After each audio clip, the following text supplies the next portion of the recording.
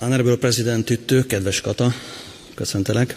Dear fellow mayors, European local and regional leaders, ladies and gentlemen. It is a great honor for me to address you today in front of more than 500 mayors and local decision makers, local leaders. And it is even greater honor to speak here in the plenary hall of the European Parliament in Brussels, where Europe's common decision really made. As a representative of Covenant of Mayors, it is equally an honor for me to share this stage with the presidents of the European institutions. This in itself sends a clear message. The future of Europe is a shared commitment between our cities and the European Union's institutions. We all witness that our communities are facing several difficulties at once. The impact of climate change, heat waves, floods, wildfires affect us harder every year. Social insecurity and the cost of living crisis increase people's vulnerability. Geopolitical tensions at the external borders of the Union also affect our communities. And there is another less visible but equally serious crisis. Our citizens are losing trust in political leaders. In many places, this loss of trust has opened the way for populism and has weakened confidence in democratic institutions. In this situation, we, mayors, are those closest to the citizens. We face their concerns every day, and they expect solutions from us. We understand the specific local circumstances and the available resources and the limits of what we must work within. It is both our responsibility and our opportunity to deliver tangible results, to ensure that climate neutrality, resilience, and a just transition are not empty words, but real experiences for our citizens. When we achieve this, we strengthen not only our communities, but also the very foundation of democracy, trust. Allow me to share some examples from my own city, Pécs, from Hungary. In 2010, Pécs was the European Capital of Culture. This brought not only cultural and tourism growth, but also lasting institutions and developments to the city of Pécs.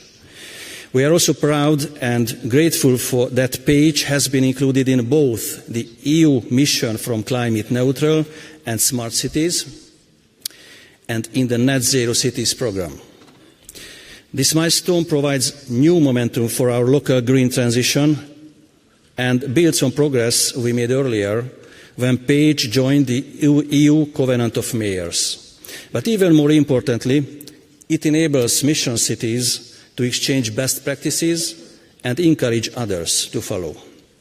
In Pécs, located in a region heavily affected by out-migration, so in Pécs, it is especially important for the city to remain attractive to young people. Both the European Capital of Culture program and our green initiatives serve this goal. They help us create a vibrant, livable and sustainable city, a place worth staying.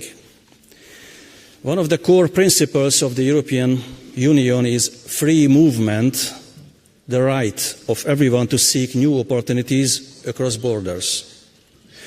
But just as important is to secure the right to stay, that no one should be forced to leave their home region because they cannot find affordable housing, fulfilling work, or a decent quality of life.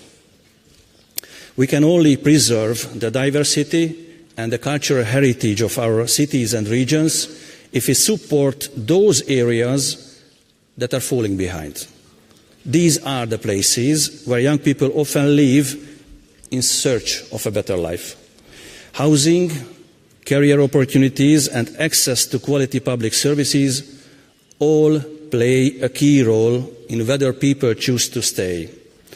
That is why I would like to highlight one of my city's recent initiatives, which we presented a few months ago to Vice President Fito.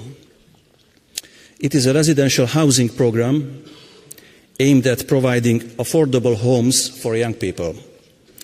We propose to develop this program through a partnership between the European Investment Bank, local banks, local construction companies, and the municipality.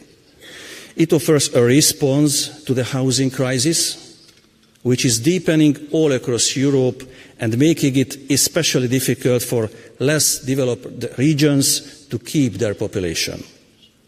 We have also made a proposal in the field of sustainable transport. The European cities should form a joint fleet for the procurement of electric buses and the necessary infrastructure as well. This would allow cities to benefit from better financial conditions while also strengthening Europe's e-bus manufacturing and related industries. Such an initiative would serve both the sustainability goals of our cities and regions and the competitiveness of the European economy. These examples demonstrate that by connecting local capacities, international financing, and community needs, we can create solutions that reach far beyond the boundaries of a single city. However, local determination alone is not enough. We also need concrete European actions, concrete European instruments. First, we need greater competencies. Many key decisions are still taken at the levels that do not support swift local interventions.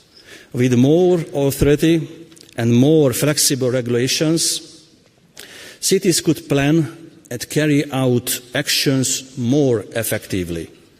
This would help us in areas just like public transportation development and energy renovation of buildings. Second, we need more human and financial resources.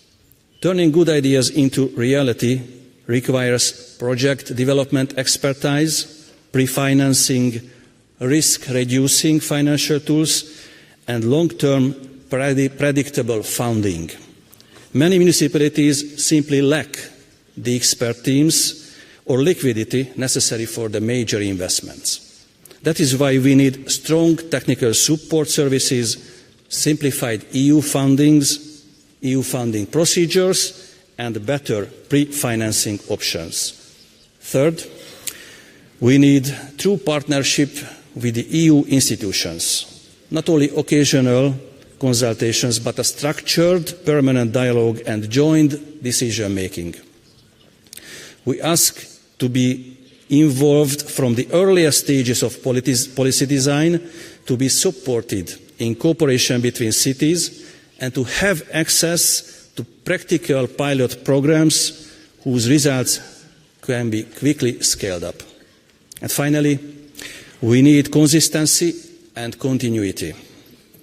Transitions in energy, transport, or housing are long-term processes. They cannot depend on political cycles or changes of leadership. Our cities are capable of thinking in long term, even in decades. Therefore, EU decisions and funding frameworks must be predictable and durable to ensure that the work we begin can be completed.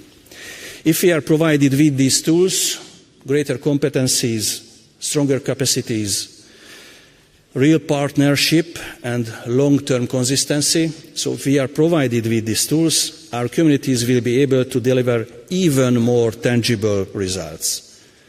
When our cities are livable, safe and sustainable, citizens will once again believe that the collective action is meaningful and effective.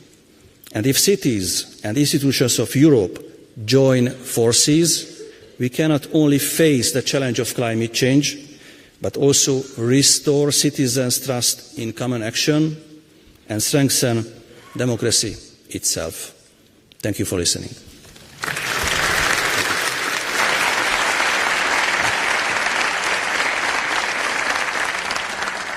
Thank you very much, Mayor.